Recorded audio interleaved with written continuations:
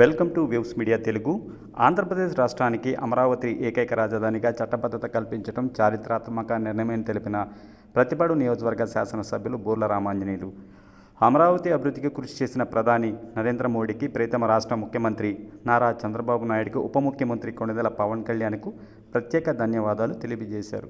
ప్రజా రాజధాని, దేవతల రాజధాని అమరావతి మనకు శాశ్వతమైనటువంటి రాజధానిగా ఎవ్వరు ఏమి చేసినా రాజధానిని ఏ రకంగా కూడా ఇబ్బంది పెట్టకూడదు అన్నటువంటి ఒక ఉద్దేశంతో, ఎందుకంటే మాకు కూడా అమరావతి ఆమోదమే అని చెప్పినటువంటి వైసీపీ నాయకులు ప్రభుత్వం వచ్చిన వెంటనే మూడు ముక్కలాటలాడి మరి ఆ రాజధానికి భూములు ఇచ్చినటువంటి దాదాపు 29,000 మంది రైతుల యొక్క ఊసురు, మరి ముఖ్యంగా మహిళల్ని, పేదల్ని అనేక రకాల ఇబ్బందులు పెట్టడమే కాకుండా మూడు ముక్కల రాజధానితో మన రాష్ట్ర అభివృద్ధిని 30 సంవత్సరాలు వెనక్కి నెట్టేసినటువంటి వైనాన్ని చూసిన తర్వాత ప్రజల యొక్క అభిష్టం మేరకు 2024 ఎన్నికల్లో మనకు అమరావతి రాజధాని అన్నటువంటి ఒక మేనిఫెస్టోలో మనం వెళ్ళాము ఎలక్షన్స్. ఆ ఎలక్షన్లో 93% స్ట్రైక్ రేట్తో ప్రజా ఆమోదం పొందాం.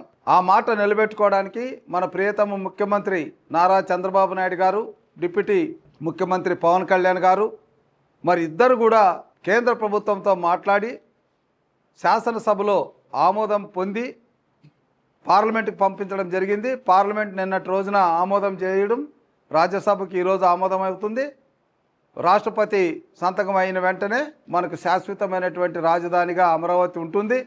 ఇది చిరకాల వాంఛగా